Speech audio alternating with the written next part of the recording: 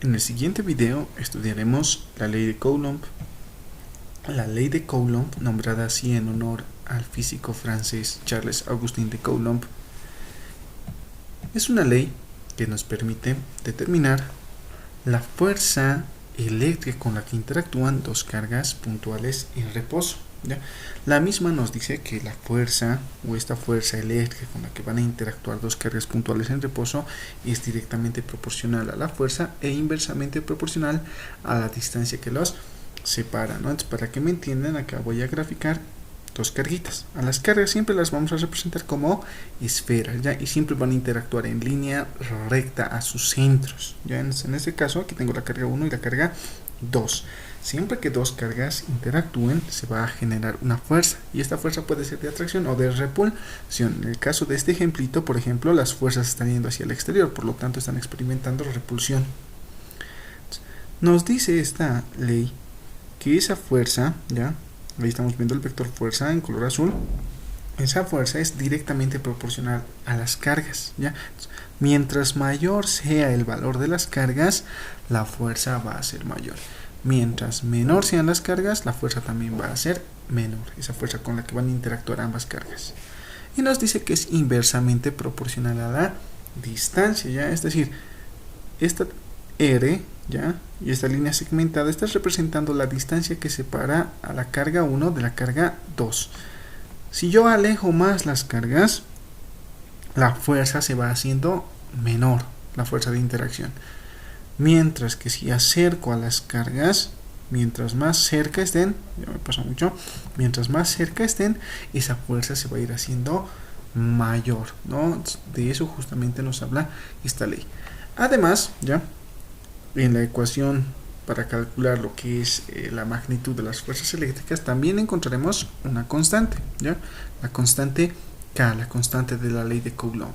Esa constante es igual a 1 sobre 4 veces pi por epsilon sub 0, donde epsilon sub 0 viene a ser lo que es la permitividad del medio, ¿ya? En el caso, por ejemplo, del vacío, esa permitividad es de 8.85 por 10 a la menos 12 coulombs cuadrados sobre newton por metro cuadrado.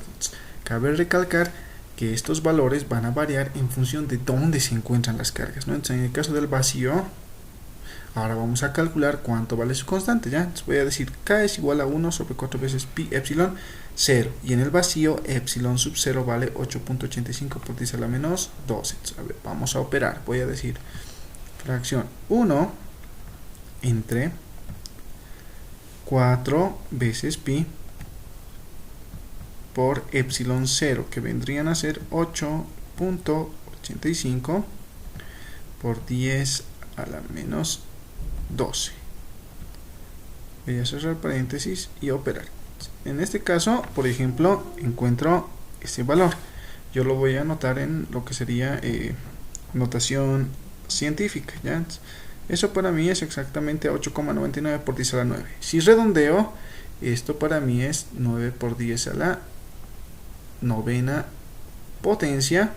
Y lógicamente, como hay un 1, las unidades se darían la vuelta, ¿no? Newton por metro cuadrado sobre coulombio al cuadrado, ¿no? Entonces, este es el valor que yo voy a emplear para la constante, ¿ya? Siempre y cuando las cargas se encuentren en el vacío, ¿ya? En caso de que el medio cambie, esa constante va a variar, ¿ya?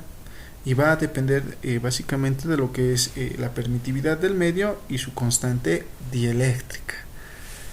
Esos valores nosotros lo podemos encontrar en diferentes tablas, por si acaso, ¿ya? Pero sin embargo, como estamos comenzando el trabajo, vamos a venir trabajando con un valor de 9 por 10 a la 9 newton por metro cuadrado sobre coulombio al cuadrado. En esta ecuación encontramos 3 variables y una constante, ¿ya? O dicho de otro modo, ¿no? 4 variables si consideramos que cada carga es una variable independiente. En este caso, por ejemplo, F viene a ser la fuerza, que en el sistema internacional vamos a medir en newtons. Q1 y Q2 vienen a ser las cargas que interactúan.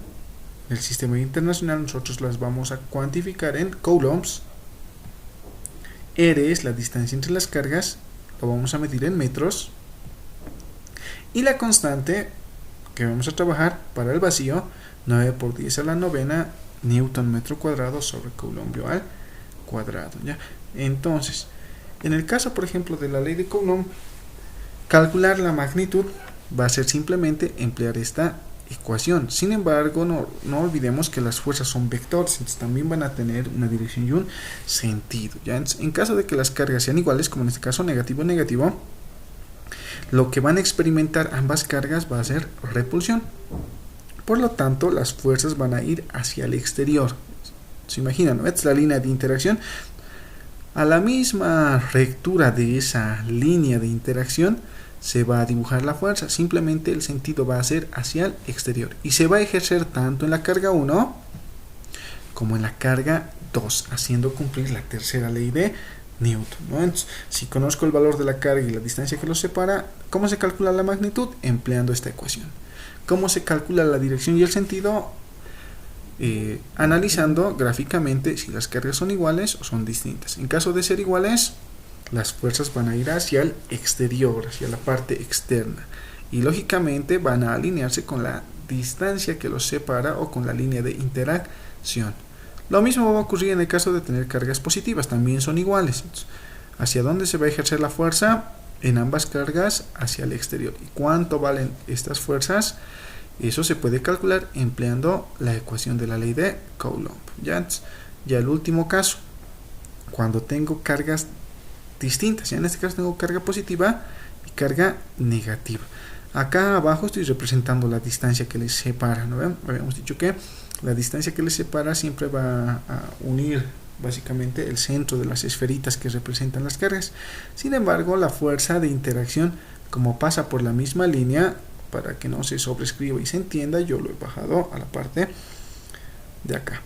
Entonces voy a decir, en este caso, Q1, Q2, que van a experimentar atracción, por lo tanto las fuerzas se van a ejercer hacia el centro de la línea de interacción de las mismas. Ahí vamos a poner, esa es su línea.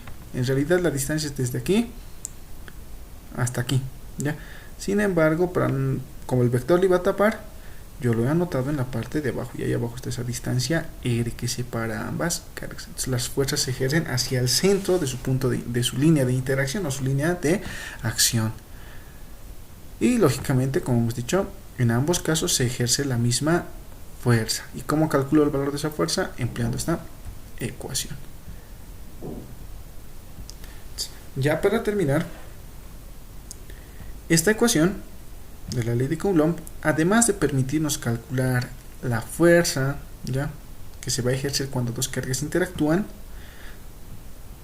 nos permite calcular la distancia que hay entre las cargas, ¿ya? En caso de que yo conozca con cuánta fuerza interactúan y conozca de repente el valor de las cargas y sepa en qué medio se encuentran, ya sea el vacío o el aire, yo puedo calcular la distancia que los separa. ¿Qué voy a hacer? Voy a despejar. Esto que dividía pasa a multiplicar, y esto que multiplicaba pasa a dividir. Finalmente, este cuadrado al otro lado pasa como raíz, ¿no? Entonces, con esta ecuación yo podría calcular la distancia entre dos cargas siempre que conozca la fuerza con la que interactúan y el valor de las cargas. También me puede permitir calcular el valor de las cargas, ¿no? Entonces, en este caso voy a despejar Q2 y puedo despejar Q1, ¿ya? Y quizás ya para terminar, si observo en la ecuación voy a encontrar que tanto Q1 como Q2 se encuentran en valor absoluto, ¿ya? Entonces, a la hora de calcular el módulo, cuando trabajo un valor absoluto, no hay signo positivo ni signo negativo. Lo único que me interesa es la cantidad, ¿ya? Entonces, tanto positivo como negativo se van a expresar como valores positivos, porque van a estar en valor absoluto. Sin embargo, el valor de la carga me va a servir para ver si las cargas van a experimentar repulsión o van a experimentar atracción. Espero que se haya entendido y hasta un siguiente video.